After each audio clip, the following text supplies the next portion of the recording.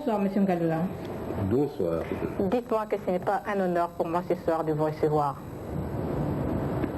Je pense que c'est un honneur. C'est un honneur. Voilà, vous, M. Joseph Ngaloula Pandajila, vous avez été témoin de tous les grands moments de l'histoire historique, de l'histoire politique de ce pays.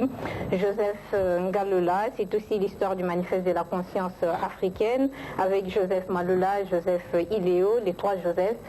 Aujourd'hui, on vous retrouve avec l'autre Joseph, Joseph Désiré Mobutu, je veux dire, Mobutu Sese Seko, dont vous êtes d'ailleurs l'un des conseillers personnels. Mais avant cela, votre nom a été lié à la fameuse lettre des 13 parlementaires et à la création de l'UDPS. Aujourd'hui, vous êtes président du Rassemblement pour la démocratie et le progrès intégral, le RADEPI en sigle. Permettez-moi de saluer votre présence ce soir dans 200 de cloche. C'est un bel exemple de tolérance, de grandeur d'esprit, je dirais même d'humilité, parce que d'autres ont refusé de venir échanger des idées avec M.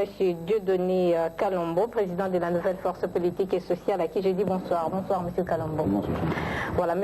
Kalombo, vous êtes né en 1952, vous êtes licencié en sciences commerciales et financières du campus de Kinshasa, licencié et maître en administration des affaires de l'Université de Liège. Vous avez été pendant 5 ans assistant chargé de cours à l'Institut supérieur des commerces de Kinshasa. Vous êtes président du parti du Renouveau des Temps, PRT, en sigle, fondateur et premier vice-président du C18. Aujourd'hui, vous êtes conseiller de la République, parlementaire de transition et président de nouvelles forces politiques et sociales. Le Zaïre, avant les échéances électorales, a besoin de véritables partis politiques animés par des leaders responsables, compétents et dévoués de ces aventuriers politiques et autres adeptes de l'amateurisme opportuniste. C'est une nouvelle génération, une nouvelle force politique est incontournable pour le redressement de la nation. Ma conviction est que tout est à recommencer. Ce sont là des propos de professeur Étienne Gangoura, parus dans le soft numéro 286 du jeudi 13 octobre 1994. Texte intitulé « Parti politique au Zaïre, le malentendu originel ». C'est autour de ces quelques idées contenues dans ces propos du professeur Ngaloula que ce soir, avec M. Ngaloula et M. Kalombo, nous allons échanger des idées, nous allons discuter. Mais d'abord, l'actualité avec ce que l'on qualifie d'affaire Ndiang, qui a fait l'objet d'une plénière au Haut Conseil de la République, Parlement des transitions. Bolemba. Passe à la vitesse supérieure en proposant au président de la République la révocation du gouverneur de la Banque du Zaïre, M. Dian Kaboul, suspendu le 22 juillet dernier de ses fonctions. Cette décision intervient après que le cabinet Kengo Wadondo ait pris connaissance des premières conclusions de l'audit commis à cet effet. Il ne reste plus qu'au Parlement de transition de donner son avis, comme le prévoit l'acte constitutionnel de la transition. Le gouvernement a d'autre part décidé de mettre M. Dian Kaboul à la disposition de la justice. Il lui est reproché, en dépit de sa suspension, d'avoir signé conjointement avec l'ancien ministre des Finances du gouvernement birindois un billet à ordre de 50 millions de dollars américains. Les deux intéressés, selon toujours le gouvernement, ont agi sans aucune qualité, ce qui constitue au regard de la loi des infractions des faux et usage des faux. Il semble que dans cette affaire, Kengo Wadondo ait reçu le feu vert du président Mobutu Sese Seko pour la mener jusqu'à terme. Selon des remarques concordantes, Dian Kaboul était à Guadolito peu avant le départ du maréchal Mobutu Sese Seko pour la Chine. Ce dernier l'aurait demandé de garder son sang-froid et que à son retour, il s'occupera de son cas. Pour de nombreux observateurs, la cause Dian Kaboul était déjà entendue avant même le rapport de l'audit. Kengo Wadondo n'avait-il pas dit qu'au cas où il serait mis dans l'impossibilité d'exercer ses prérogatives constitutionnelles, il remettrait purement et simplement son tablier. Le rapport de l'audit est intervenu 4 jours avant que Dian Kaboul ne reprenne de droit ses fonctions. En effet, selon les usages administratifs, ces usages veulent qu'une suspension n'excède de 3 mois. N'eût été donc ces premières conclusions de l'audit, Dian Kaboul aurait sans nul doute repris son fauteuil. Mais il ne s'agit là que des premières conclusions. La suite ne viendra certainement qu'enfoncer davantage Dian Kaboul. Le Premier ministre Kengo Adondo a dit lors de sa tournée européenne qu'entre lui et le président Mobutu, il n'y a pas de conflit.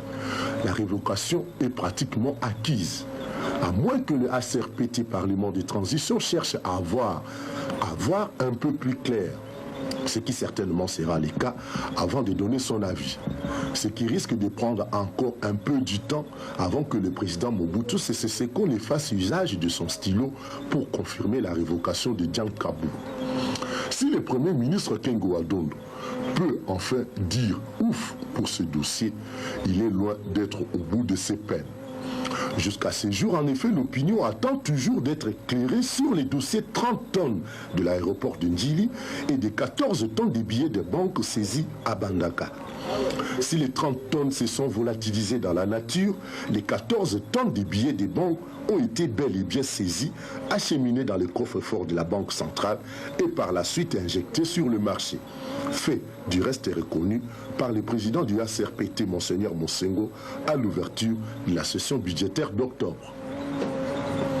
Voilà, Monsieur Dieudonné Kalombo, vous avez un commentaire à faire sur cette affaire Ndiang? Bon, devant un problème comme celui-ci, moi je suis toujours très à l'aise pour parler parce que je sors de manœuvres politiciennes, je sors de préoccupations qui sont en dehors, qui s'inscrivent en dehors de la justice. Je m'attache à un principe ici. Il faut que la justice soit la même pour tous et qu'elle soit équitable. Alors, le problème, l'affaire Ndiang pour moi ressemble, elle me donne l'impression de nous lancer un défi à multiples facettes. Nous avons là devant nous un problème. Et le traitement que nous ferons de ce problème démontrera la distance que nous avons prise réellement du système ancien que nous combattons. Nous démontrerons aussi, du moins le Parlement a un défi à relever, il devra démontrer que c'est un Parlement responsable. Parce qu'en fait, pour moi, il ne faut pas parler pendant la transition seulement d'un gouvernement responsable, il faut parler également d'un Parlement responsable. Alors nous pourrons, par le traitement que nous ferons de ce dossier, le Parlement démontrera qu'il est réellement responsable et qu'il n'est pas complaisant. Et le défi qui lui est lancé, c'est en fait le défi de sa crédibilité. En même temps, bon, le Parlement, selon ce qu'il a introduit comme dossier, en bout de course, on saura s'il s'agit simplement d'une manœuvre politicienne ou s'il s'agit des intentions réelles de dire le droit, de faire le droit. Monsieur Ngaloula, un commentaire à faire sur cette affaire Ndiang ou sur les autres affaires des tonnes des billets qui se sont envolés et l'avion qui les avait amenés, le gouvernement avait donné l'ordre qu'il reste sur le tarmac, mais cet avion, un autre contre-ordre était arrivé, cet avion était parti. Ces affaires des tonnes des billets qui restent jusqu'aujourd'hui interrogateurs. Oui, effectivement, il y a quand même un commentaire à faire.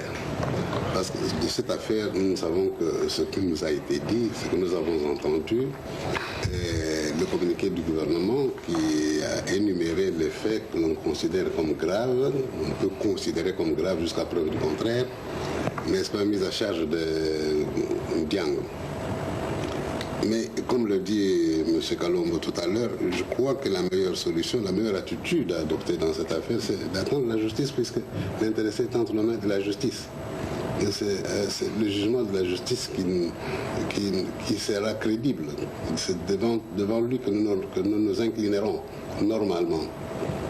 Le Parlement est également saisi en vertu de textes qui nous régissent, qui disent que le Parlement doit se prononcer pour la nomination ou la révocation des hauts fonctionnaires de la République. Et Ndiang est justement dans le cas.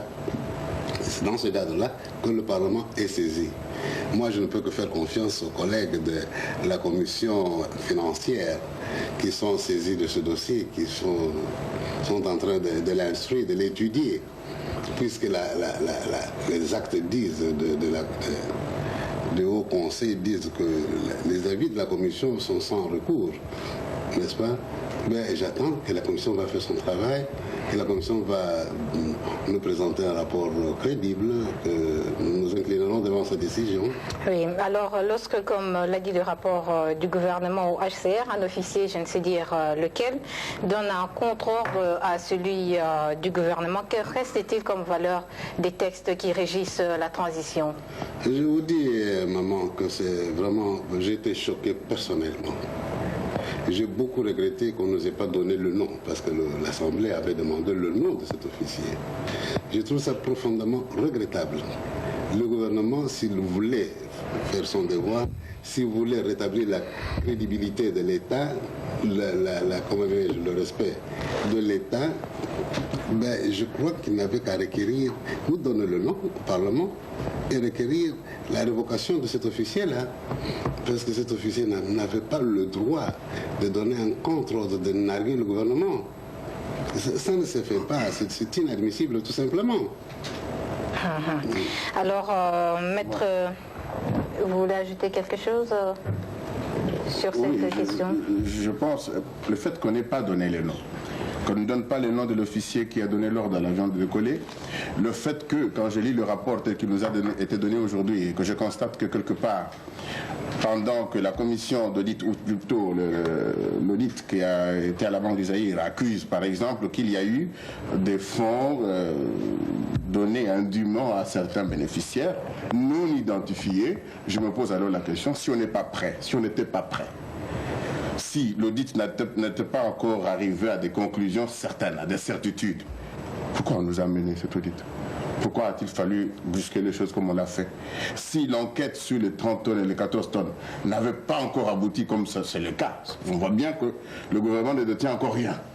Alors pourquoi est-on venu si vite, si précipitamment, avec des dossiers incomplets devant le Parlement?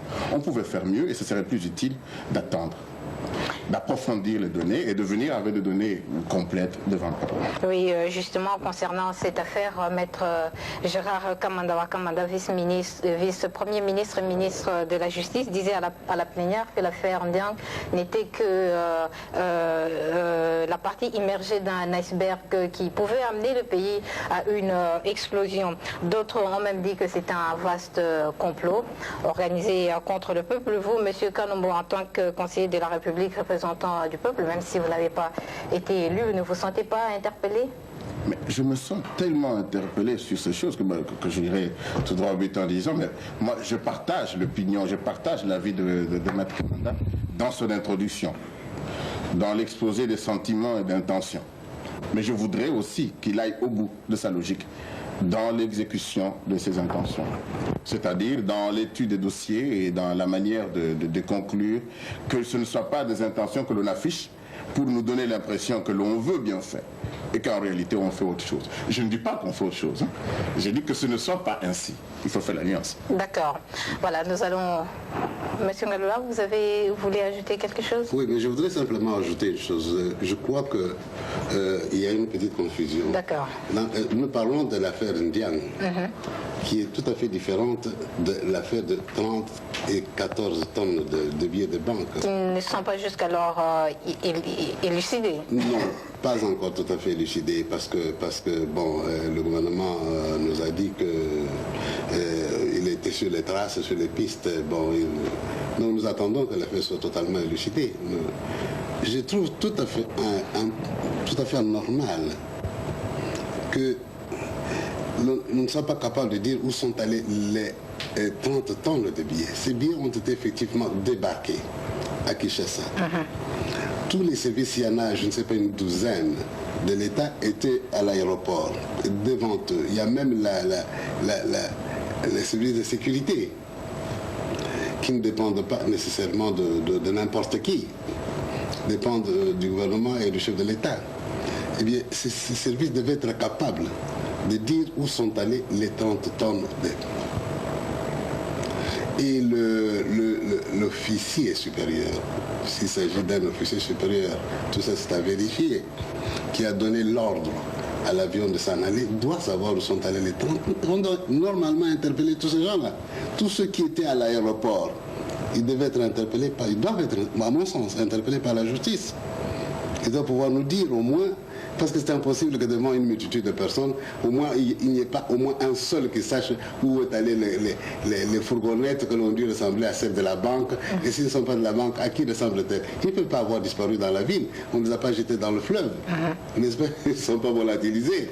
Ils existent quelque part. Oui. Et nous avons tous les services capables, s'ils le veulent, de les récupérer, de les retrouver. Quand vous dites s'ils le veulent, qu'est-ce que vous entendez? Mais s'ils ne sont pas complices eux-mêmes, hein. Ah, C'est possible. Mais j'irai plus loin, Chantal, c'est que il faut donner un sens à la responsabilité du chef.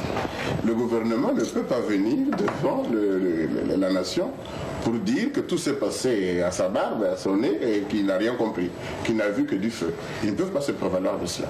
Normalement, tout ce qui arrive sous la responsabilité d'un chef, le chef en encaisse la responsabilité, c'est ce que ça veut dire. Donc en réalité ici, le gouvernement devrait se gêner.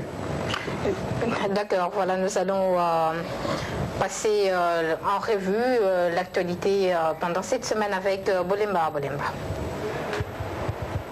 HCRPT, Parlement des transitions, l'heure du choix a sonné pour 139 conseillers de la République dont certaines fonctions exercées cumulativement avec leur mandat parlementaire sont déclarées incompatibles par la loi. Faute d'opérer ce choix, la commission juridique, déjà à pied d'œuvre, leur conférera la qualité qu'impose leur silence. 30 membres de l'équipe Kengo y sont concernés. Toujours au HCRPT, signature des actes de la CNS 2 ans après les assises de la conférence nationale souveraine. Cette cérémonie de signature, selon Maître Kinke Lavinkassi, premier secrétaire rapporteur du HCRPT et ancien rapporteur général de la CNS, est appelée à consacrer la pérennisation de l'œuvre devenue impérissable de la CNS dans l'histoire grandiose des péripéties des luttes héroïques menées par le peuple zaïrois.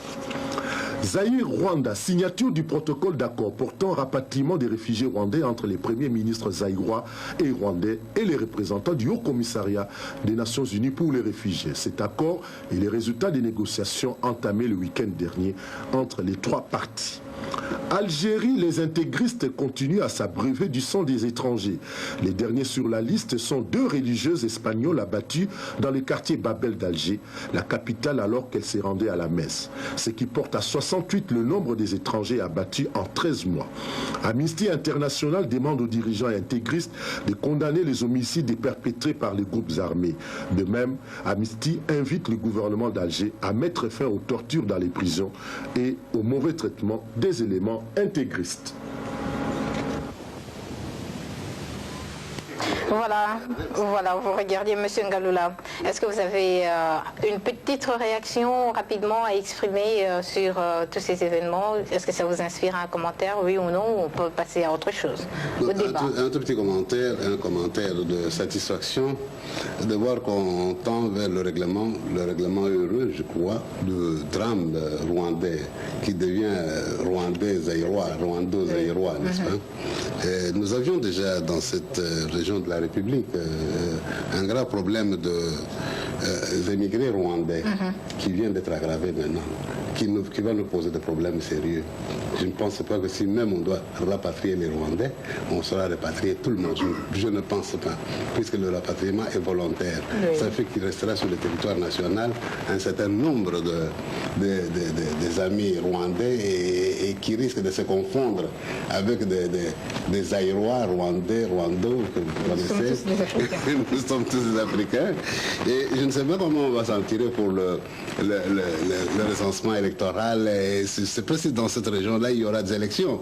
Hein? Il n'y en a pas déjà eu il y a quelque temps. Oui. Maintenant, est-ce qu'on saura faire le recensement? Oui. Est-ce que ce sera possible? Ça pose un problème. Oui. Mais enfin, en attendant, nous sommes, personnellement, je suis satisfait de voir qu'on tend à évacuer le maximum de Rwandais chez eux, où le HCR va s'en occuper. D'accord.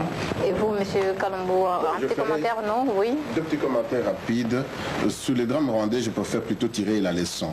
Je voudrais dire que nous devons faire attention. Nous devons plutôt beaucoup faire attention pour ne pas tomber dans la situation dans laquelle se sont trouvés nos frères rwandais aujourd'hui. Que cela nous serve de leçon. Tout ce que nous avons vécu, tous ces drames, si ça peut se terminer, c'est une bonne chose. Si on peut aujourd'hui parler rapatriement de réfugiés rwandais, c'est une bonne chose. Mais pour nous autres Zaïrois, essayons plutôt d'en tirer la leçon, évitons d'en arriver là. Je voudrais faire aussi un autre petit commentaire, c'est sur l'intégrisme, du moins ce qui est présenté comme l'intégrisme algérien. Je ne sais pas, il faut bien se documenter là-dessus, mais il faut faire attention. Ces gens ne réclament-ils pas de droits réels? Ces gens ne sont-ils pas des incompris? La violence n'est-elle pas finalement la seule solution que l'on laisse à ceux qu'on n'écoute pas? Voilà, Monsieur Ngalula, vous avez été aux premières loges avec tous ceux qui ont négocié l'indépendance de notre pays. À l'époque, je suis sûre que vous rêviez d'une vie meilleure pour nos compatriotes, vos compatriotes. Qu'est-ce que vous auriez dû faire et que vous n'avez pas fait et qui a amené tout le monde à dire que aujourd'hui que le bilan est globalement négatif? Je ne sais pas. Je ne sais pas dire si le bilan est globalement négatif. Je sais qu'il se pose de graves problèmes à notre nation. Et je suis le premier à déplorer que nous n'ayons pas offert le bonheur que nous avions promis à nos compatriotes. Mais c'est un problème. Nous devons chacun interroger sa propre conscience dans tout ça. Je ne sais pas sur qui nous devons jeter la pierre. Et il y a peut-être beaucoup à dire. Mais le problème, c'est un problème, comment dirais-je, de société. Il faut voir ce qui s'est passé en réalité, les différentes étapes qui ont marqué notre société zaïroise, congolaise d'abord et puis zaïroise ensuite. Mais je vous dis sincèrement que je regrette le stade auquel nous sommes arrivés et je regrette la situation dans laquelle se trouvent nos compatriotes aujourd'hui. Ce n'est pas ce que nous avions voulu en demandant l'indépendance. Nous aboutissons tout à fait au contraire de ce que nous nous attendions. Qu'est-ce qui s'est passé? Il s'est passé beaucoup de choses. Il y a eu beaucoup de mutations dans notre société, vous le savez. Oui. Bon. Je ne veux accuser personne. Quelqu'un est quand même responsable de cette situation. Mais je crois que ce n'est pas ce que vous souhaitiez quand vous avez réclamé l'indépendance pour notre pays. Ce que nous souhaitions. Et je vous assure que ça me peine. Mais je vous disais qu'il y a des responsabilités partagées. Nous sommes tous un peu responsables. Si l'on veut analyser objectivement la situation. Je crois que je l'ai dit autrefois. Bien sûr, si nous voulons être sévères, nous dirions que nous avions un capitaine à bord. Le capitaine, c'est le chef de l'État. Si le bateau a chaviré, le chef de l'État est responsable, c'est certain. Mais il faut voir si le mécanicien n'est pas responsable aussi. Il faut voir si le barreur a bien joué son rôle. Il faut voir si je ne sais pas, tout le monde, chacun a joué son rôle dans tout ça. Je pourrais, si vous voulez, on peut analyser étape par étape. Mais je sais que dans beaucoup de cas, dans beaucoup de milieux, on attribue globalement la faute aux politiciens de 1960. N'est-ce pas ce que vous voulez dire? C'est pas ce que je voudrais dire. Je voudrais poser cette question à M. Kalombo, qui a certainement beaucoup de choses à dire. Aujourd'hui, si on joue dans la fiction, j'essaie de vous mettre en 1960 en face à Patrice Lumumba ou Joseph Kasavubu, qu'est-ce que vous leur diriez de la manière dont leur père de 1960 ont fait de la République? Non, je répondrai à une autre question, celle que vous avez posée au président Ngalula, en lui demandant qu'est-ce qu'ils n'ont pas pu faire. Oui, moi je sais ce qu'ils n'ont pas pu faire. Ce qu'ils n'ont pas pu faire, c'est instaurer un système qui puisse nous donner du bonheur. Ça, ils n'ont pas su le faire. Et ils n'ont pas pu faire encore quelque chose de plus grave. C'est-à-dire, lorsqu'on a remarqué qu'ils n'avaient pas instauré un système convenable, ils n'ont pas été capables de redresser la barre. Bon, là, pour revenir maintenant à la question que vous me posez, et lorsque je dis ils ont, et que je mets le président Ngalula dedans, je crois qu'il y a des choses qu'il faut rectifier quelque part. Parce que je fais un distinguo entre la génération, la première République et la deuxième. Je le fais effectivement de bonne foi. Oui. Effectivement, je pense que certaines de valeurs la plupart des valeurs que nous réclamons aujourd'hui étaient quand même présentes chez la plupart des politiciens en 60. Les choses se sont détériorées et gravement détériorées avec la Deuxième République. Pas tout à fait au début, mais avec le temps, les choses se sont beaucoup détériorées. Donc je fais ce distinguo-là et je crois qu'il est de taille. Bon. Parce que le président Ngaloula a dit que nous sommes tous responsables. J'ai envie de dire tout d'un coup oui, mais quelque part j'ai envie d'ajouter aussi nous ne sommes pas responsables au même titre. En tout cas pas au même degré. Il y a des gens qui sont plus responsables que d'autres. Mais certainement, les responsabilités étant partagées, je dirais, la classe dirigeante prend le gros morceau de la responsabilité. Le peuple, nous prenons notre morceau de responsabilité parce que, ça j'aime bien le dire, on a toujours les chefs qu'on mérite, et ou l'inverse, les chefs sont toujours dignes de leur peuple. Donc nous avons un peu partagé la responsabilité, mais je crois que la grande part revient quand même à nos aînés. D'accord, mais qu'est-ce que vous direz à Patrice Emery Lumumba qui rêvait d'une grande nation pour ce pays, ou à Joseph Kasavubu, de la manière dont ce pays a été, cette république a été gérée par les politiciens, leur père de 1960, qui sont pourtant battus pour... Je leur dirais, Monsieur le Président Kasavubu, Monsieur le Premier ministre, vos pères, après vous, n'ont pas réussi à porter le flambeau que vous aviez allumé ensemble avec eux. Certains, ils sont peut-être restés fidèles, mais ils ont tout de même été incapables de porter ce flambeau-là. Et à ce titre, ils sont responsables. Monsieur Ngaloula. Eh bien, je suis heureux d'entendre ce jugement sévère. Je ne sais pas si vraiment nous méritons cette accusation, telle qu'elle est formulée. N'est-ce pas? Elle découle tout simplement d'un manque d'analyse de la situation. Nous pouvons, et je dis tout à l'heure, faire analyser les étapes. Les politiciens de 60 que nous sommes, il n'y en a plus beaucoup, vous le savez bien, mais ont vécu leur temps, de 60 à 65. Je ne sais pas si on peut formuler des accusations précises contre leur gestion de 60 à 65. Parce qu'il ne faut pas globaliser les choses. C'est trop facile de dire, voilà, qu'ils sont responsables. Nous ne fouillons pas notre responsabilité. Nous ne l'avons jamais fait, nous ne le fouillerons jamais. Mais nous savons que, mon collègue venait de dire, nous n'avons pas instauré un système. Mais le système pour lequel nous nous sommes battus, nous étions battus. Le système qui nous a conduits à l'indépendance, c'était quel système? C'était la démocratie. Est-ce qu'il y a meilleur que la démocratie? Le système démocratique, c'est celui-là que nous avions instauré. C'est celui-là qui nous a conduits jusqu'à l'aube de la Deuxième République. Et je crois que vous le savez. Ce système était-il mauvais? Y a-t-il un meilleur système que celui-là? Je voudrais savoir s'il y a un meilleur système que celui-là. Non, le président a tout à fait raison, et d'ailleurs là je note qu'il n'a peut-être pas bien compris ce que j'ai dit au départ. Je crois avoir fait un distinguo entre la génération de 1960 et celle de la Deuxième République. Je fais une différence.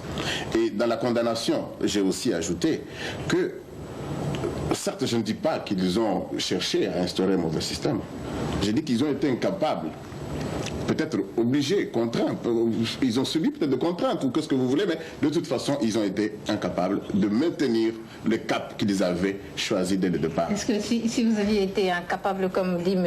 Dieudonné Kalombo, de maintenir le cap que vous étiez fixé, est-ce que c'est parce que peut-être vous ne partagez pas tous le même idéal, ce qui a fait qu'on soit abouti à la situation? Je ne crois pas. Nous partagions le même idéal. Nous avons continué à rester fidèles à notre idéal. Nous avons continué à porter le flambeau, n'est-ce pas, jusqu'à la fin de 1965, qui était le premier terme de notre mandat. Nous sommes arrivés à ce terme-là. Vous savez ce qui s'est passé par la suite.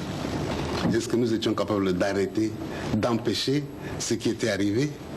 Et que vous savez, est-ce que nous pouvions résister contre ça? Avec quels moyens?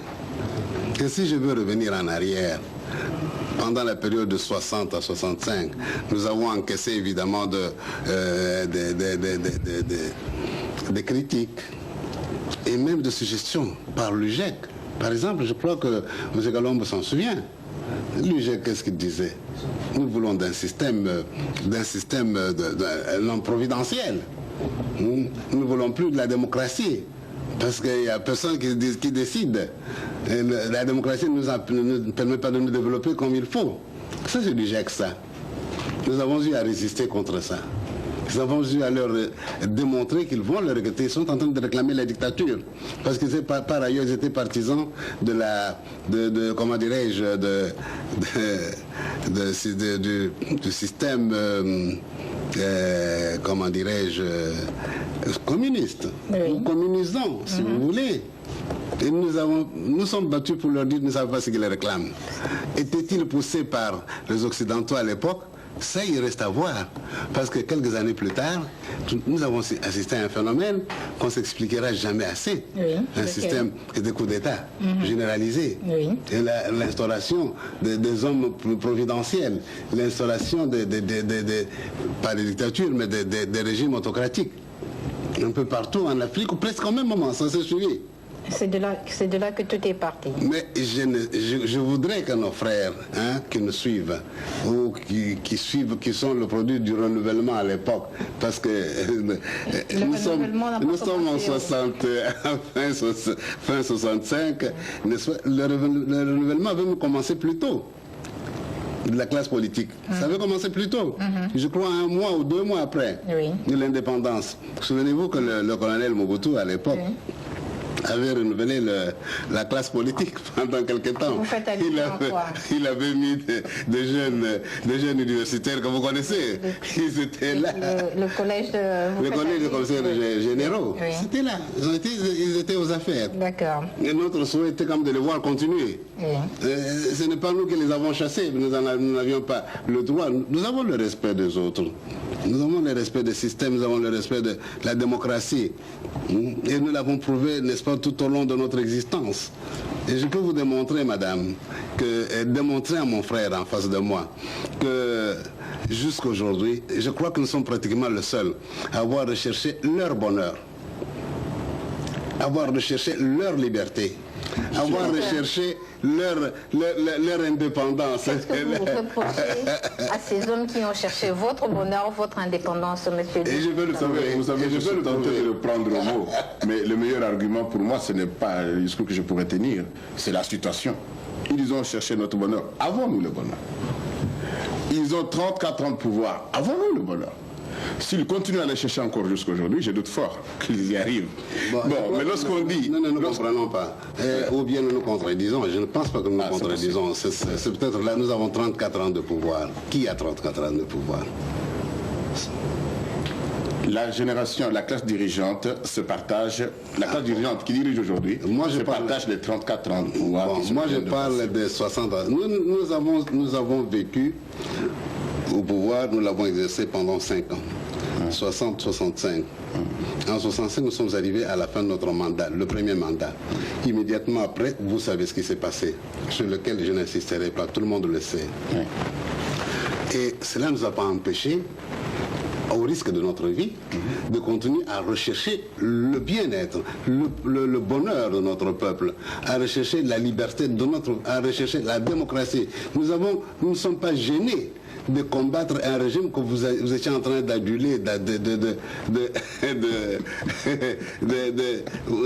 chanter tout le temps. Voulez-vous un exemple? Oui, je peux vous donner un exemple. Je vais vous donner simplement ce que j'écrivais en 1980 dans une lettre adressée au président de la République. Je lui disais textuellement... Vous faites allusion à la lettre des 13 parlementaires. Oui, c'était moi qui l'avais rédigée. La raison d'être, je dis dans les conclusions, c'est l'épanouissement et le bonheur, non pas d'une poignée d'hommes, mais de tous les Aïrois. Ça, c'est un. Des deux, je disais également ceci. Le Zaïre appartient aux 25 millions de Zaïrois. Les millions que nous croyons représenter légitimement et qui sympathisent avec nous sont d'avis qu'un changement profond et immédiat doit s'opérer dans notre société avant qu'il ne soit trop tard. Ce changement implique la refonte complète des structures du pays, la jouissance effective de toutes les libertés politiques et démocratiques, principalement la liberté d'association et la liberté de presse qui vous intéresse. Pour être valables et durables, ces réformes ne peuvent intervenir qu'à l'issue d'un débat national, réunissant autour d'une même table non seulement les élus du peuple, mais aussi les représentants des différentes opinions politiques, d'où qu'ils se trouvent, désignés librement par les groupes qui les délèguent. Vous voyez que nous sommes même les précurseurs de la conférence nationale souveraine.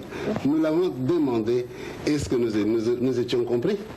Je ne pense pas que nous étions compris par ceux-là qui nous accusent aujourd'hui. Nous avons risqué. Vous savez que nous avons été en prison pendant des dizaines d'années. D'accord, vous avez parlé. J'étais tentée de vous demander ce que vous entendiez par le changement. Vous avez même évoqué la question. Vous avez expliqué ce que vous entendiez par le changement. Ouais, est-ce qu'aujourd'hui, vous parlez du même... Vous entendez les choses de la même manière? Vous parlez toujours, toujours le même changement? Toujours le changement que j'avais préconisé, le même. Oui. Je voudrais qu'on me démontre qu'il y a en dehors de ça un autre changement. Mais aujourd'hui, les choses sont encore aggravées. Oui. Notre société connaît une situation, bon, quelqu'un a dit avec raison, situation infrahumaine. Infrahumaine. Voilà. Et je crois que cette situation commande que nous puissions nous remettre en cause, nous tous. D'accord. Globalement. Le changement. Commande que nous puissions nous montrer un peu plus humbles. Commande que nous puissions ne pas nous accuser habituellement. Parce que nous accusons, nous commençons à nous accuser des classes entre nous, des âges. Encore faut-il dire, il faut mettre une limite quelque part. D'accord. Pour être vieux, il faut avoir quel âge, je ne sais pas. 50 ans, 40 ans, 60 ans, 70 ans, je ne sais pas. Vous savez, madame, voilà que de notre... Le débat est vraiment dépassé. Parce que là, il y a des hypothèses qui sont... Enfin, il y a des affirmations qui risquent de nous faire déraper totalement. Je suis tout à fait du même avis avec l'honorable et je serais d'ailleurs tout à fait inconscient que de ne pas reconnaître l'effort extraordinaire qu'ils ont déployé en 80. Et lorsqu'ils terminent en disant si nous les avions suivis, si nous avions entendu, mais si que nous avions entendu, mais si que nous les avions suivis, mais si cette action qu'ils ont menée, que les parlementaires ont mené. Mais il a été amplifié par qui? Par les gens de tous âges, pratiquement, parce qu'ils avaient compris. Et nous partageons ce message. Et tout ce que j'ai dit, moi, je ne veux pas absolument m'opposer à telle ou à telle ou à telle catégorie de gens. Non, moi, je pense que le débat est un peu ailleurs et c'est là où il faut qu'absolument nous puissions aller. Nous devions donc commencer par définir ce que nous entendons réellement par renouvellement de la classe politique. Parce que lorsque j'entends l'honorable dire, par exemple, que en 65, je crois, avec les collègues des commissaires généraux, c'était des renouvellements de la classe politique, non, c'est pas la même chose, c'est pas de ces renouvellements là dont je parle. Donc je crois qu'il faudrait que l'on commence par le commencement et que l'on définisse d'abord qu'est-ce que c'est que nous entendons par renouvellement de la classe politique, qui nous accusons et qui... Voilà, qu'on précise bien les choses. Vous accusez les politiciens de 60, de la première et de la deuxième République. Je fais la différence. Oui, monsieur Kalombo, donc vous brandissez justement ces discours de la nouvelle classe politique dans votre mouvement que vous désignez par nouvelle force politique et sociale. Partez des faits et démontrez-nous que tout cela n'est pas que ce slogan. Comment cela serait-il un slogan? Lorsque j'ai dit les faits, partons de faits. Le premier fait, c'est quoi? Le premier fait, c'est répondre à la question, est-ce qu'aujourd'hui, nous pouvons dire que notre pays est sur de bons rails? Non. Notre pays, c'est l'échec total. C'est un constat, c'est un fait, je ne l'invente pas, je n'ai même pas à le décrire, chacun de nous peut le décrire. Mais quand une situation arrive, il y a toujours des responsables. Qui est responsable? C'est la classe qui dirige. Ça, c'est un deuxième fait. Et nous disons, la classe dirigeante de ces 34 années, la classe dirigeante est responsable de ce qui arrive. Troisième fait, nous nous posons la question. Est-ce que cette classe dirigeante est capable de braquer les choses autrement? Est-ce qu'elle est capable de reconstruire notre modèle, de refaire les choses autrement et de pouvoir nous mettre sur rail?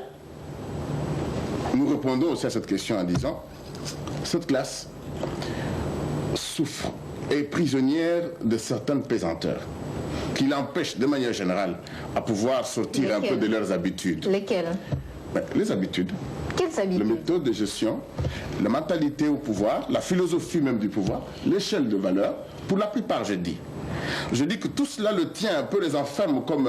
allez, ils sont dans des carcans de ces choses-là. Et ces choses-là ne sont pas à mesure de nous permettre de redresser la barre du pays.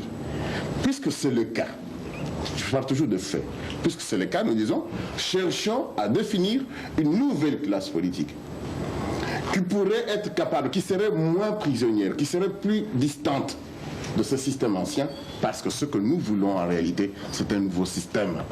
C'est une nouvelle manière de gérer le pays. C'est des nouvelles méthodes. C'est ça que nous voulons. Alors, poser les problèmes ainsi, nous cessons de dire à celui-là la faute, à celui-ci la raison. Nous cessons de le dire. Non, nous ne disons plus cela. Ce n'est même pas intéressant. Ça, c'est le passé. Ce qui nous intéresse le plus maintenant, c'est devant nous. Qu'allons-nous faire à partir de maintenant? Qu'allez-vous faire? Alors, à partir de cet instant, une fois nous avons défini le système que nous voulons, une fois nous avons défini la méthode, les nouvelles valeurs, une fois, vous allez tout cela est défini. Ces nouvelles méthodes, ces systèmes avec qui? Rien que vous-même, sans la vieille classe politique dont vous accusez d'être d'ailleurs responsable. Chantal, vous retombez dans la même erreur que j'essaie de corriger. Vous retombez dans la même erreur. C'est ce que vous classez déjà, vous faites déjà deux blocs, la vieille classe politique et l'ancienne. Comment on dirait? Déjà, dès le départ, avant même que le problème ne soit bien posé, vous faites déjà le distinguo, alors que moi je ne le fais pas.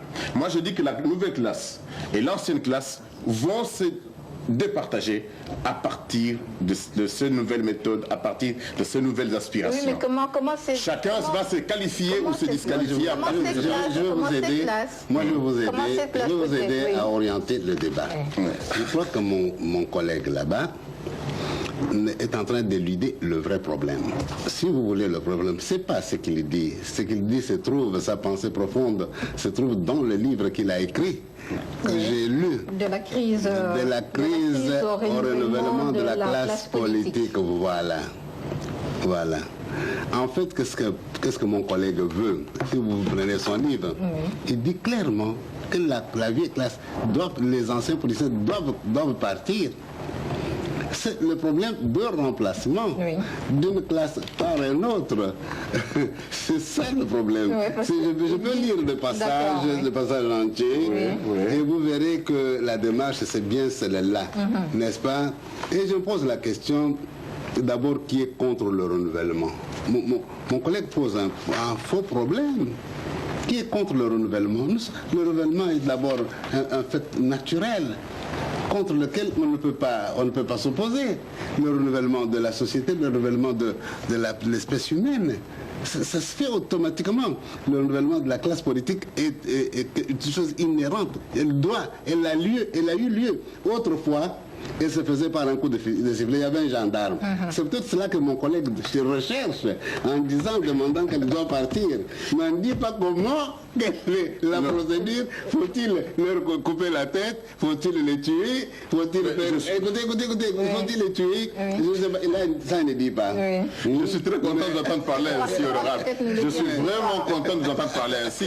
Parce que lorsque vous parlez du renouvellement de la classe politique comme un fait naturel, là je suis surpris. Et je suis bien content d'ailleurs que vous l'ayez dit. C'est un peu... vous parlez, vous, du remplacement des acteurs politiques. Mais en fait, vous parlez du remplacement des acteurs politiques, alors que moi je parle du renouvellement et que je donne une primauté au renouvellement de la mentalité. Et c'est ça qui est plus important.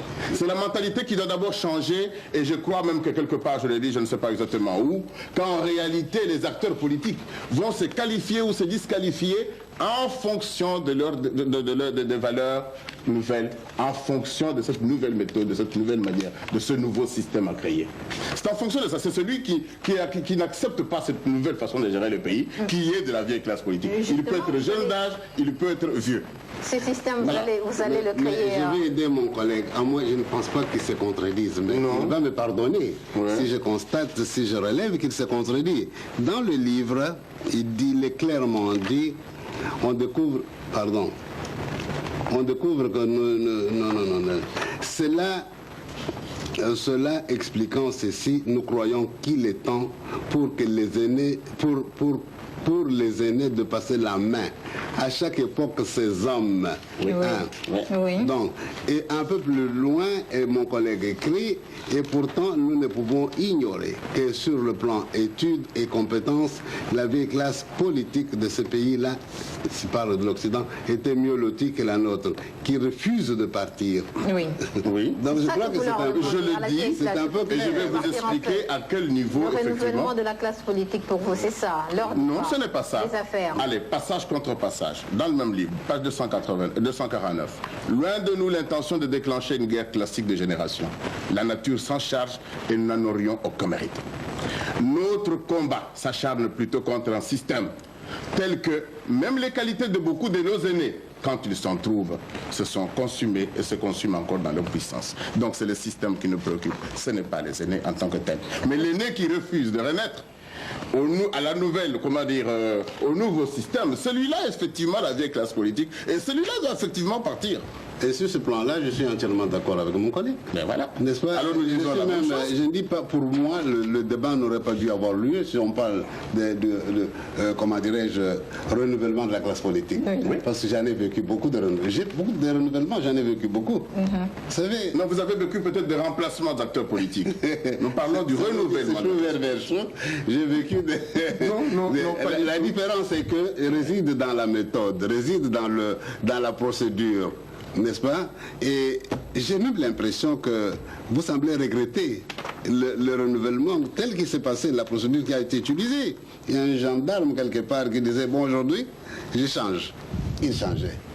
N'est-ce pas? Quand il estimait que cela, je les ai assez vus, il changeait. Et oui, et on a vécu comme ça.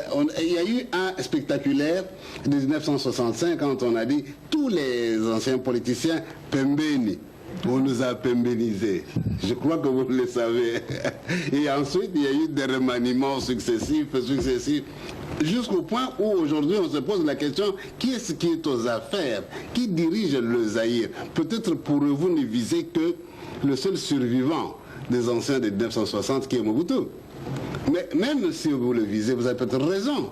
Même celui-là vous a dit que je suis prêt. Il est d'accord que les élections aient lieu. C'est le seul moyen de penser à un renouvellement, n'est-ce pas, rationnel et juste, parce qu'il nous permet en même temps de donner aux souverains primaires que le peuple le droit de faire son choix.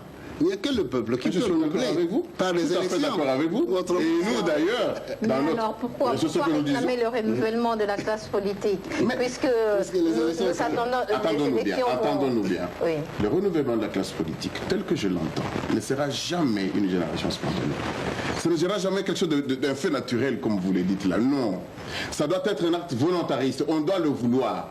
On doit en prendre conscience. On doit prendre conscience de la nécessité qu'il faut que l'on change de la mentalité de la classe politique, que l'on change de système. Ça, il faut le vouloir. Il faut qu'il y ait une volonté politique de le faire. Et nous chargeons de le dire. Et c'est de cette façon que nous irons aux urnes, avec un discours bien clair, disant que ce système a été mauvais, nous proposons un nouveau système, choisissez les acteurs du renouveau. Et là, je suis d'accord avec l'honorable lorsqu'il dit que c'est aux élections que cela doit se faire, mais c'est vrai. C'est d'ailleurs l'une de nos options, nous avons dit, nous allons renouveler la classe politique par la voie des élections. D'accord. Monsieur Ngaloula, que pensez-vous qu'il faut à ces jeunes, quand vous savez qu'ils sont sous la bannière de tous ces manipulateurs, c'est pas moi qui le dis, certains le disent, que sont les politiciens de la première et de la deuxième République qui ont pris le pays en otage? Moi, je crois, je m'excuse beaucoup, les politiciens de la première législature ne sont pas beaucoup. Ils ne sont pas capables d'avoir pris le pays en otage. Il y a quelques survivants, je peux le citer, n'est-ce pas? Et ils sont beaucoup d'ailleurs réduits dans leur misère, puisqu'ils n'ont pas fait la politique pour s'enrichir.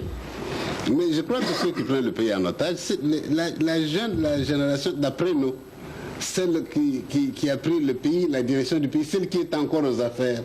Quand vous voyez par exemple les entreprises d'État, il n'y a pas des anciens de 1960, des anciens politiciens, c'est tout de jeunes.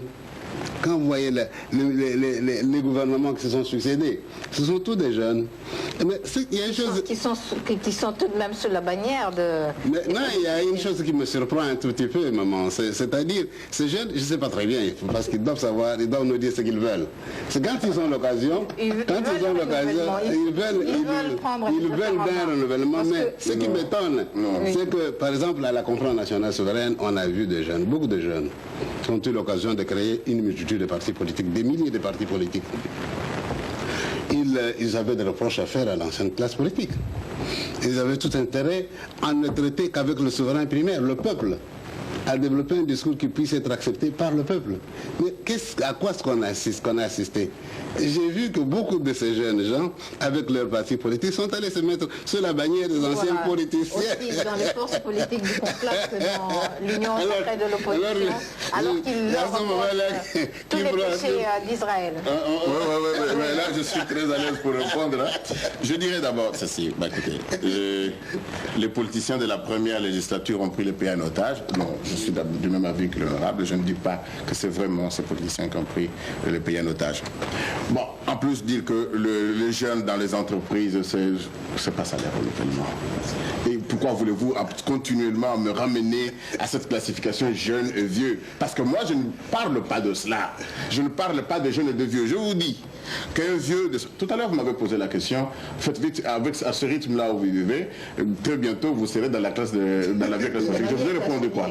Je vous ai dit même à 60 ans, même à 70 ans, je serai dans la nouvelle classe politique. Parce que ce qui fait la nouvelle classe politique, c'est pas l'âge. On vous dirait que vous êtes déjà dépassé. Non, c'est pas l'âge qui fait la nouvelle classe politique. C'est la mentalité. Oui. C'est l'esprit. Oui. C'est l'esprit. Moi, je voudrais qu'on rende justice comme il se doit. Moi, je voudrais que la magouille politicienne cesse. Moi, je voudrais que s'enrichir sur les dos de l'État, ça cesse. Voilà, c'est cet esprit que je combats. C'est ça le système que je dis. Alors, dans ce sens-là, s'il vous plaît, dans ce sens-là, ce n'est pas un problème de jeunes et de vieux. C'est un problème de gens qui ont un autre esprit, qui ont un esprit du renouveau et de gens qui ont un esprit du passé. Maintenant, lorsque vous parlez de jeunes, allez, je ne veux pas prendre la défense de jeunes parce qu'il y a risque. En voulant les défendre sur un point, on risque de globaliser en disant que donc, tout mon discours tient aux jeunes et aux vieux. Mais pourtant, ce qui vient d'être dit est important et vous mériterez qu'on le relève. On parle de jeunes qui ont créé des partis et qui sont allés se mettre sur la bannière. Mais pourquoi? Mais pourquoi? Parce que là, une fois de plus, c'est le jeu des anciens qui a joué. Ils ont créé, ils ont mis ces jeunes dans des conditions... Mais nous sommes en train de refuser. Maintenant que nous refusons, pourquoi vous nous refusez le droit de refuser? On a clochardisé la jeunesse. Toute une jeunesse est clochardisée. Des générations entières sont clochardisées. Comment vous pouvez parler d'indépendance d'esprit à quelqu'un qui ne sait même pas déjà s'il peut manger demain ou s'il ne peut pas manger, s'il peut prendre son transport tantôt ou pas? Et quand il devient clochard comme cela, vous vous amoquez en disant mais il est devenu clochard. Mais c'est un non-sens. Vous vous prévalez là carrément de vos propres turpitudes. Je ne sais pas si ça s'applique dans ces cas, mais j'ai l'impression que oui. Oui, voilà. Monsieur Ngaloula, peut-être ce qu'il faut à ces jeunes, c'est une nouvelle culture politique. C'est ça qu'ils cherchent, même s'ils créent des partis politiques. C'est un système qui nous permette d'avoir des moyens. C'est un système, Chantal, qui nous permette d'être dignes. C'est un système qui permet aux jeunes, lorsqu'il a quitté l'école et qu'il a son diplôme, qu'il trouve un emploi normal, qu'il fasse un travail suffisamment rémunérateur et qu'il soit digne et respectable. C'est un système qui ne réduise pas les jeunes à l'état de mendiant. C'est une nouvelle Parce qu'en fait, ils sont tous des mendiants. Un nouveau système. Bien entendu, avec une culture et des valeurs nouvelles. Je disais tout à l'heure que si tel est le cas, et je crois que ce débat n'a vraiment pas lieu de raison d'être. Voilà. Parce que ce que dit mon collègue là-bas, c'est tout ce que nous avons toujours réclamé. Mais voilà. C'est tout ce que nous continuons à réclamer. Parce que nous ne pouvons pas accepter la médiocrité. Nous ne pouvons pas accepter l'exploitation de l'homme par l'homme. Nous avons condamné cela bien longtemps avant eux. Justement. Et nous avons été victimes de ça. Vous le savez. Et je souscris entièrement à ce qu'il dit, et si c'était cela, nous on ne peut pas avoir ce débat. Mais je vous dis, je voulais ajouter tout simplement que notre société connaît une situation telle qu'on peut poser le problème autrement. Nous ne devons pas voir le renouvellement seulement de la classe politique. nous devons nous interroger, je dis tout à l'heure, nous devons faire un examen de conscience et considérer qu'il s'agit de toute la société zaïroise, à mon sens, qu'il faut changer. C'est toute la société zaïroise, c'est tout l'homme zaïrois, n'est-ce pas, qui doit se renouveler. Il doit renaître, comme le dit la Bible, renaître dans toutes ses dimensions. Dimension physique, dimension morale, dimension culturelle, dimension mentale, dimension spirituelle. C'est tout l'homme zaïrois qui doit changer, qui a été malheureusement trop corrompu, et qui a cessé de perdre même sa dignité d'homme.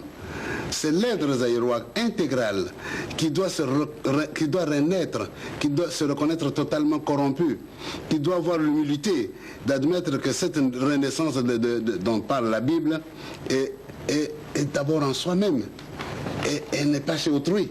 C'est chacun de nous qui doit faire cet effort-là. Si nous faisons cet effort-là, madame, je vous dis, et mon collègue, je crois, est d'accord avec moi. Tout à fait d'accord avec vous. C'est ça, le renouvellement de la classe politique. Il est temps à toute la nation et il a tout à fait raison. Tout à fait raison. C'est cela que nous voulons. C'est le renouvellement de toute la société. D'accord. Nous nous sommes appesantis beaucoup plus sur la classe politique. C'est des très belles idées qui nous charment, qui nous séduisent beaucoup, mais comment comprendre que cela se limite à des idées? Seulement aux idées. Ça ne se limite pas à des idées. Je vous donne un exemple. Bon, par exemple, une nouvelle façon de gérer le pays. Bon, nous sommes devant le problème de... Allez, je vous parle de l'impunité. Parce que ça me tient sincèrement au cœur. L'impunité. Oui. On ne peut pas dire que le pays pourra mieux aller si le personnel politique ou le personnel dirigeant peut commettre n'importe quelle gaffe et ne pas être sanctionné. Peut avoir commis n'importe quelle gaffe et ne jamais craindre la sanction. Cela fait que il n'y a pas de, comment on dit, il n'y a pas de garde-fou pour ceux qui sont en place et pour ceux qui viendront.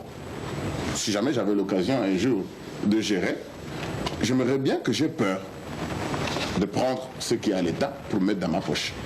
Mais attention, il ne faut pas rêver là-dessus. Il ne faut pas que ça reste au niveau du discours. Je n'aurais peur que si ceux qui ont volé avant moi sont punis. D'accord. Alors là, nous nous battons pour que ce soit ainsi. Donc ça ne reste pas un discours, ça devient une réalité. Voilà. Il y a nécessité de l'émergence d'une nouvelle culture politique. Et nous sommes journalistes et je voudrais vous demander si vous pensez que la presse, notre presse zaïroise, contribue à l'émergence par ses écrits. Parce que c'est là justement le rôle de la presse aussi dans la société. Est-ce que vous pensez que la presse zaïroise contribue à l'émergence d'une nouvelle culture politique qui nous permettra à tous de changer, d'adopter un nouveau système? Ben, écoutez, je dois être franc et vous dire que c'est malheureusement pas mon avis. Et pourtant, je vous ai dit tout à l'heure que j'ai passé tout mon temps à défendre la presse, ayant été de la famille, moi-même, et je suis parfois, croyez-moi madame, n'est-ce pas, déçu de voir que nous avons une presse qui n'est pas une presse, qui est une presse vénale. Une presse vénale, tout simplement. Qui ne contribue pas au développement culturel, au développement mental, au développement tout court du peuple, des lecteurs. Quand je prends un journal, mais je suis profondément scandalisé. Je me demande si on peut mettre un truc comme ça entre les mains d'un peuple sans l'abrutir davantage, sans l'empêcher de se développer, sans l'empêcher de sortir dans la médiocrité où il se trouve. La presse passe son temps à opposer les Zaïrois entre eux, contrairement à ce qui a été affirmé sur la conférence nationale souveraine, qu'il faut réconcilier le peuple zaïrois avec lui-même. La presse ne joue pas ce rôle-là. La presse est même tribalo-ethnico, tout ce qu'on m'avait dit. Alors, vous comprenez, comme étant journaliste, étant membre de la presse, n'est-ce pas, je ne retrouve pas les valeurs journalistiques dans ce que je lis chaque jour. Quelques titres, oui, mais pas tous. Et c'est bien dommage. De la même manière, je déplore aussi le mauvais rôle que jouent les masses médias officiels qui qui font la discrimination entre... ça, il faut également déplorer. Mais la presse, je l'ai dit, je reste ferme, je ne change pas d'avis. La presse doit être indépendante. C'est ça la rançon de la démocratie. Si la presse est indépendante, alors la démocratie est sauvée. Mais encore faut-il que ce soit une bonne presse. Encore faut-il que ce soit une presse qui chante des hommes, des individus à longueur de journée. D'accord. Monsieur Dieudonné Kalombo, vous avez... Je regrette d'appuyer l'honorable sur ce point. Et effectivement, la presse a joué un rôle très néfaste dans les processus de démocratisation. Elle s'est divisée, elle s'est scindée en deux. Et c'était une presse partisane et elle s'est voulue une presse combattante. Et elle a vulgarisé des discours qui ne pouvaient pas aider à enrichir le débat national. Et chacune, selon le camp, s'est refermée sur elle-même et a refusé en fait à ce que les autres aient voix au chapitre. Ce qui a ramené le débat national à au niveau le plus bas possible. On n'a pas eu un débat national riche. Parce que pour qu'il soit riche, il faut que ce soit un débat émanant des hommes libres. Voilà. Et qui peuvent s'exprimer sans le schéma de deux groupes. Les gens, à partir de notre frère Mwanda, ainsi que les autres qui dirigent ce pays, sont-ils prêts à dire nous nous humilions, nous reconnaissons que nous sommes mauvais, nous avons marché contrairement à la volonté de Dieu et nous sommes prêts à nous humilier. Et lui-même l'a dit, ce n'est pas un problème d'un seul jour. Il faut du temps, il faut des stratégies, il faut commencer par quelque part. Ça a déjà commencé, disons. Bon, nous l'espérons. Nous allons peut-être conclure, il y a des personnes qui n'ont pas beaucoup parlé, nous allons malheureusement, les bonnes choses ne durent pas, nous allons devoir nous séparer, il reste plus que 10 minutes. Ce sera l'occasion de faire un tour de table, en commençant par la gauche, Monsieur Damas Ngoma. Réagissez rapidement, ce sera votre dernier mot, malheureusement. Moi, j'aimerais surtout revenir à la parole de Dieu. Oui.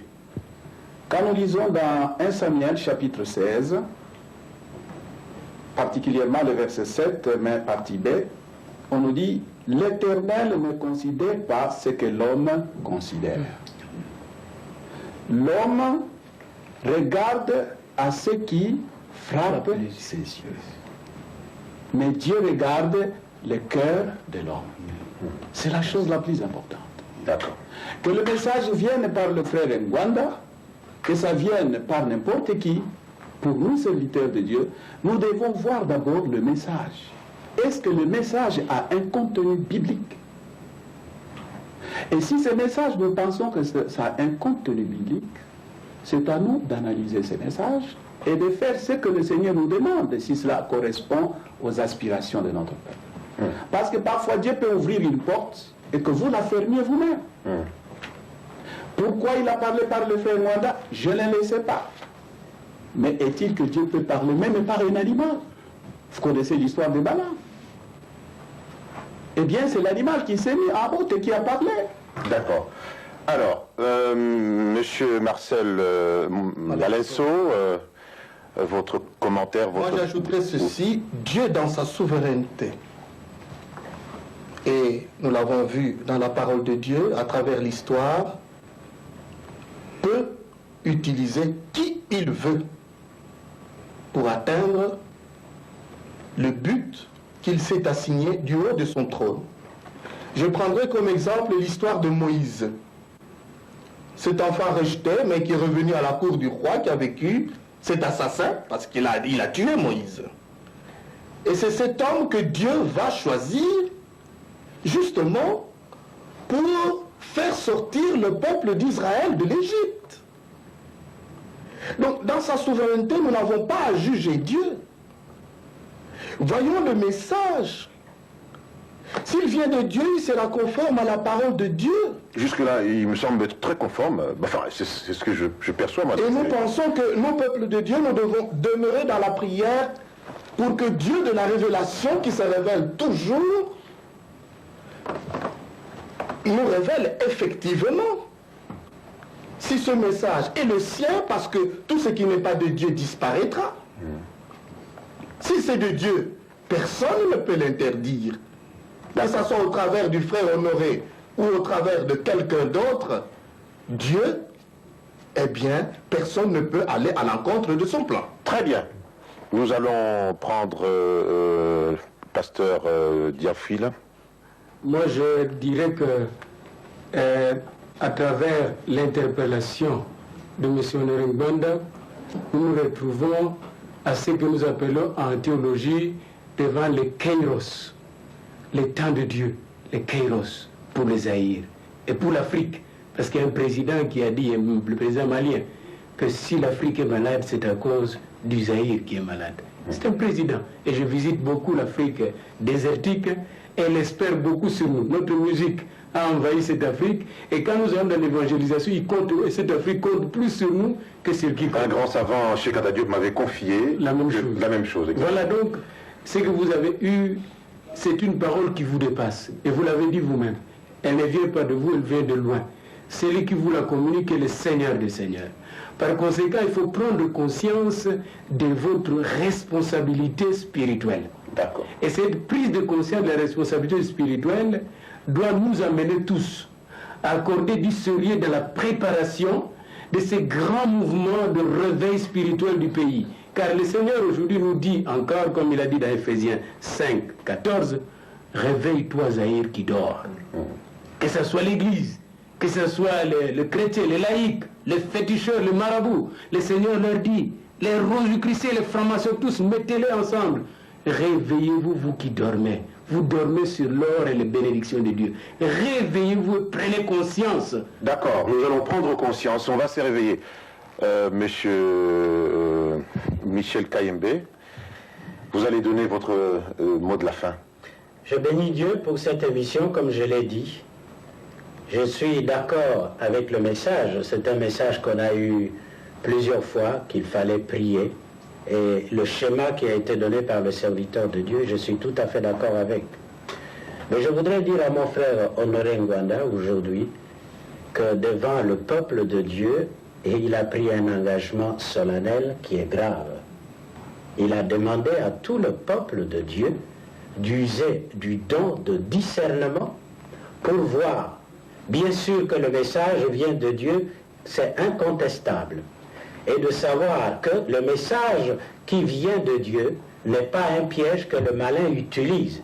Donc ce peuple de Dieu, frère, il va commencer à discerner, il va commencer à regarder vers vous, à examiner, à voir si réellement vous êtes un enfant de Dieu, vous avez rencontré un jour Jésus-Christ, vous vivez comme un enfant de Dieu, de deux, si vous fréquentez les enfants de Dieu, de trois, si dans tout votre comportement de chrétien, mais qui ne se limitera pas à votre maison comme chrétien, dans toutes vos responsabilités, ils retrouveront ce serviteur de Dieu qu'ils ont vu à la télévision, et chaque fois ils pourront dire « Merci Seigneur, vous nous avez donné un serviteur de Dieu ». Et c'est ça l'engagement qu'on a pris, et c'est ce que je retiens. Moi personnellement, je dis c'est une grosse responsabilité que vous avez. Alors, Monsieur Ngbanda, vous avez cette responsabilité. Est-ce que vos épaules vont la supporter? Les épaules du Christ, oui, pas les miennes. Ce sont les épaules du Christ qui vont les supporter parce que c'est lui qui est l'auteur du message et c'est lui qui veut sauver le pays. Et c'est sur ça que je veux surtout insister pour ma conclusion. Que les hommes ne regardent pas vers moi, que les hommes regardent vers Christ. J'ai donné le message pour qu'on cesse de compter sur les hommes. Si maintenant on veut me substituer aux hommes politiques, on commettra la même erreur. Qu'on ne regarde pas vers Honoré Ngbanda, qu'on regarde une fois pour toutes vers Christ. Et si chacun de nous, au lieu de regarder celui-là fait quoi, qui disent d'abord qu'est-ce que moi je fais, comment suis-je devant Christ, au lieu de dire parce que au ciel, vous n'aurez pas d'excuse que le Christ vous ouvre la porte parce qu'Honoré Ngbanda s'était comporté mal. Non. Comment vous êtes comporté? Et je crois que pour que ce pays sauve, il faut que tous, et même si nous voulons que les chefs et les hommes politiques, qui peut-être ne connaissent pas encore Dieu, puissent changer. Commençons par nous. Je voulais pour ça, dans cette conclusion, faire allusion à la recommandation de mon frère. Je n'ai pas un schéma. Mon frère, vous attendrez un schéma, je n'en ai pas. C'est le schéma que le Saint-Esprit nous donnera. Et je rejoins ici la conclusion de pasteur Diafil, c'est-à-dire mettons-nous sous l'onction du Saint-Esprit pour qu'il commence d'abord par unir. Parce que entre vous, frères, vous êtes divisés aussi. Il y a les enfants de Dieu qui se disputent. Il y a des pasteurs qui se combattent. Commençons par cette union spirituelle. Si nous voulons réellement que les enfants de Dieu arrivent à quelque chose, commençons d'abord au niveau de nous qui sommes enfants de Dieu, de nous unir sans préalable, sans contexte, bien entendu, que chacun témoigne aussi par son comportement qu'il est enfant de Dieu. Et cela est tout à fait vrai. Mais que dans cet élan, nous puissions compter d'abord sur Jésus-Christ. Parce que c'est lui et lui seul qui nous donnera la solution et personne d'autre. On va donner la parole aux deux derniers intervenants. Pasteur. Oui, je pense que nous l'avons dit au début ici que nous ne sommes pas venus pour un débat, mais plutôt pour un partage. Lorsque le conseil a parlé de chrétiens qui ont échoué, ça m'a frustré. Simplement parce que au départ, il a dit que l'homme politique a échoué. Et le chrétien dans le pays, comme je l'ai dit au début, ce n'est pas celui qui se dit chrétien, ou celui qui porte sa Bible, qui va à l'église, mais dans le chrétien, nous voyons Christ en nous. Christ n'a jamais échoué et ne peut jamais échouer. C'est cet élément que j'ai voulu apporter parce que le religieux peut échouer, mais le chrétien, nous l'avons dit ici, nous avons fléchi nos genoux, nous avons pleuré, et vous l'avez vous-même dit qu'il y a un début de solution pour la délivrance de notre pays. Quant au schéma dont je fais allusion, je pense, ce que je veux demander aux conseillers, c'est que le Seigneur parle à ses serviteurs. Il peut parler au docteur par siècle, à mon frère Kayembe, au docteur Diafoul, ainsi de suite. C'est cette disponibilité-là de recevoir ce que le Seigneur va nous donner. Nous représentons le peuple de Dieu, les messages viennent. Et ce n'est pas la première fois que l'Ésaïe reçoit des messages de la part du Seigneur. Mais la grande question est de savoir, est-ce que ce message sera reçu avec tous les sérieux possibles par ceux qui dirigent notre pays? Et le docteur Passiek l'a dit, Dieu peut se décider à détruire le méchant s'il rejette le message qu'il transmet à son peuple. Docteur Passiek, vous allez avoir l'honneur de conclure cette émission. Ça ne vous arrive pas souvent. Je suis heureux pour cette émission. Je suis heureux, comme je l'ai dit au début, puisque nos prières ont été exaucées. Si M. Wanda a donné ce message, c'est pour confirmer ce que Dieu a déjà dit à plusieurs serviteurs de Dieu, non seulement à Kinshasa, mais à travers les aïeux et le monde. Nous étions en Europe, on nous a donné des messages à Bordeaux que Zaïre, il y a les ténèbres et la lumière qui se battent, mais la lumière va l'emporter. Et que ce pays sera dirigé par des chrétiens. Alors, nos prières ont été exaucées et nous sommes très contents. Nous allons demander aux chrétiens du Zaïre de continuer la prière, de ne pas baisser les bras, mais de continuer à invoquer Dieu, puisque bientôt, le Zaïre sera délivré.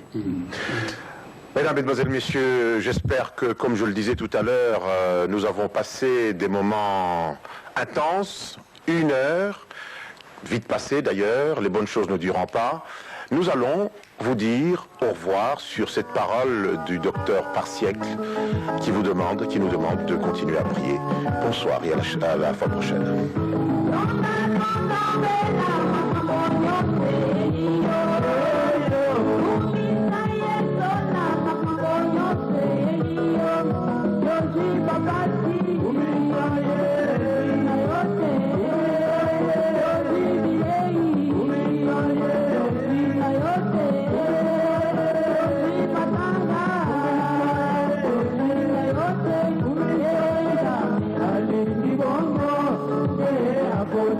Yo hasta